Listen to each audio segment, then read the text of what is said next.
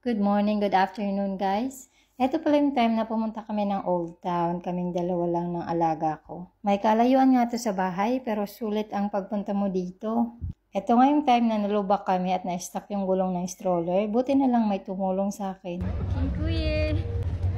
Nagpasalamat naman ako agad. Ganun sila ka-helpful dito, ang mabait ng mga tao. Mahirap nga lumabas pag may bata at may stroller ka pang dala. Lalo na kung may dadaanan ka pang underpass, overpass, o kaya hagdan. Pero laban lang kasi kailangan namin lumabas dahil nakaka-homesick pag lagi ka lang nasa bahay.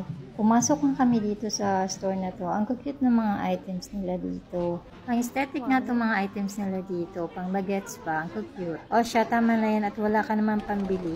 At eto na nga yung sumalubong sa amin. Tuwan-tuwa yung alaga ko. First time yung makakita ng ganito karami. Ito yung St. Mary's Basilica in Krakow Main Square. Napaka-historic nitong place na to. Kapag tumunog nga yung trumpet, ang tawag dyan ay Hey Now Mariatsky.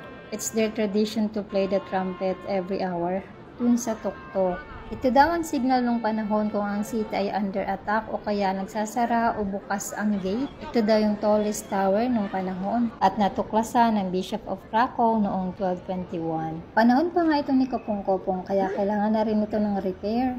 Dumako naman tayo sa kabilang side. Kung gusto mong ma-experience ang pagiging Disney princess na nakasakay sa kabayo habang naglilibot-libot, medyo pricey nga lang siya, 400 zloty for 6 people dyan sa karwahe. Kung sa Philippine peso, nasa 5,000 plus. At nag-ikot-ikot lang kami ng aking alaga dito sa main square. Marami ka ding mabibili dito sa kanilang market and then marami ding food trip kung nagugutom ka. Gusto ko nga itry yung kanilang mga local foods. Marami na rin akong nagugustuhan sa kanilang mga pagkain. Sa una talaga mahihirapan ka mag-adjust lalo sa pagkain sa kanilang culture pero unti-unti magiging okay ka na rin. Ang realidad ng buhay abroad, walang kaibigan, walang kamag-anak. O siya, hanggang dito na muna. Bye!